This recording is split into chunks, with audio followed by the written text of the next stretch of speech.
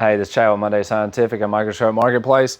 Today we've got two scopes set up that are going out to a laboratory in the Northeast. So we're just going to do a quick rundown. We have these particular microscopes. We've got more in-depth videos on our YouTube channel, but what we wanted to do, this one particular customer is buying both these scopes with this exact setup. So we kind of wanted to do a little personal video for them, do a little bit of a rundown. Michael's going to come in, we're going to talk about it. So first off, we've got this Olympus CKX53. This is an inverted tissue culture scope with fluorescence on it. So your bright field light is going to go on and off right here. That's going to turn your light on that comes through here. This is LED. You have a rheostat control right here. It turns the light up and down. And you have a camera selector right here to send light to the camera. So that's all the way to the eyepieces. That's all the light to the camera. This scope has fluorescence on it. We'll talk about that in a little bit. It does have a phase ring slider. The IPC phase ring right here aligns with all the objectives that are on this scope. So if you want bright field, go to this position or this position. Phase, right there, it's pre-aligned. You also have a aperture stop or a diaphragm here. Then you have a place that you can put a filter if you want a different color, daylight blue, or the LED comes in daylight blue, but you can put like a green filter. A lot of people like different colors with phase. Ever since they switched to LED, not a lot of people put a filter here unless it's green. It'll be like an IF 550, something like that. We have a specimen holder here on the scope. So they can put a slide in here and use a regular slide.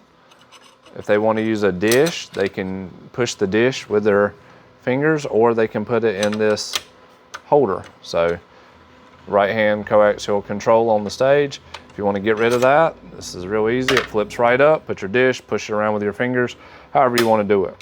Whenever you're using fluorescence, you might want to flip this shutter in. It'll block out any of the light, or you can just turn it off.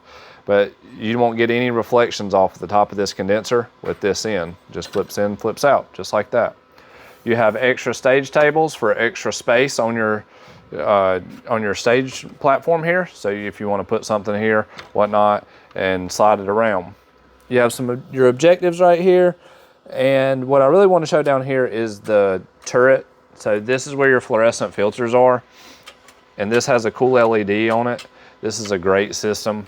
It has a couple different channels in here, but I'll show you a little bit more about that in a second. This is a shutter. You don't really need that with the LED system, but what this will do is it'll block the light. The open or the closed position is in right now. The open position, you can't really see. Mike, can you come in right here? You can kind of see how that's open. So make sure that's in that position and you can get light through. So, yeah, I'll pull it so you can see it. So let me see if I can use a flashlight. You can see how it's open, and then that one's kind of blocked right there. So the fluorescent light can get blocked, and see how it's in the open position. It's in the open position there, the light can get through. I was talking about fluorescence.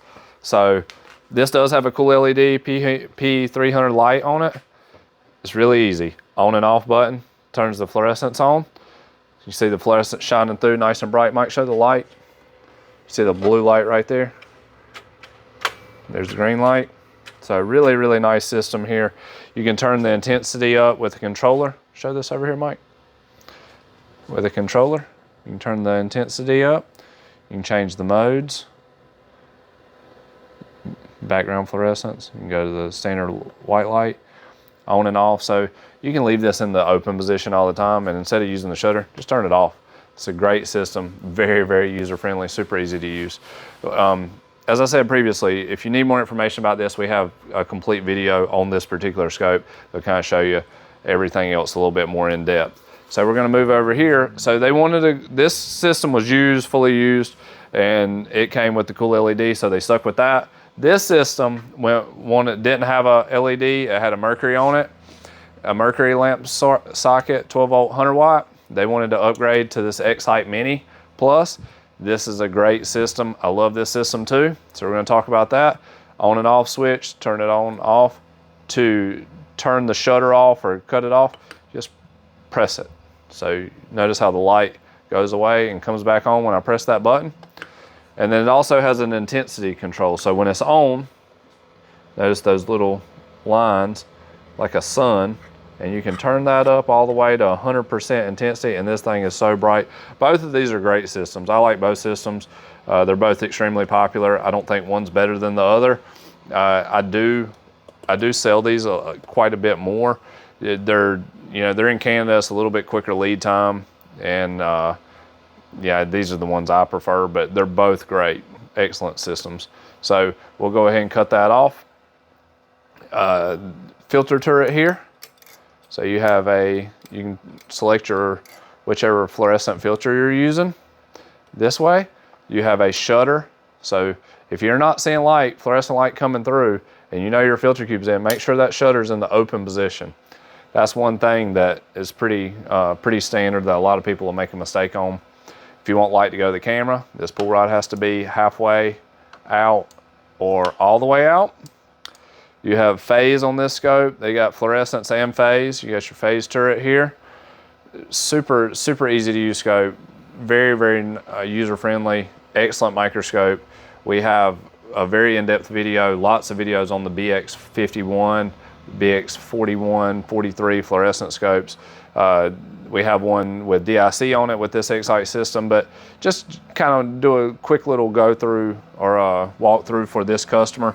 So you can use this Allen tool right here to take it apart, put it together.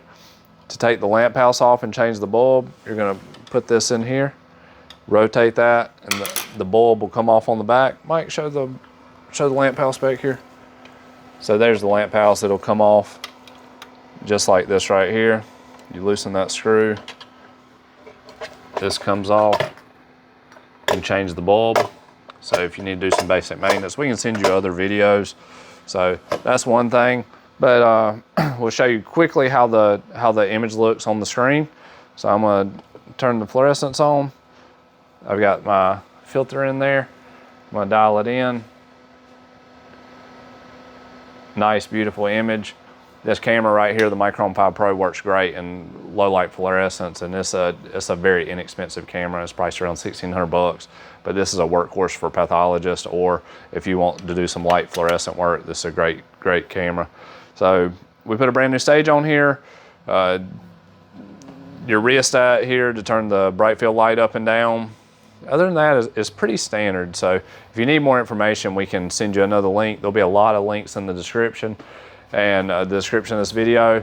But this is the setup for the lab that's going out. We wanted to do a quick little walkthrough on things that you need to know. There's one more thing that I forgot to mention. This scope right here, it just hit me, has a little kickstand. This little kickstand is screwed in to provide extra support. This one right here, extra support on the fluorescent illuminator. So that'll be off when you get the scope. You'll need to put that on to make sure you have that support. I really like that feature. It makes the whole system more sturdy. But if this video brought you value, please make sure you like and subscribe. If you have any questions about these systems or any microscopes that we have at Microscope Marketplace, you can always email us at info@mundaymicroscope.com. And I hope you like the video.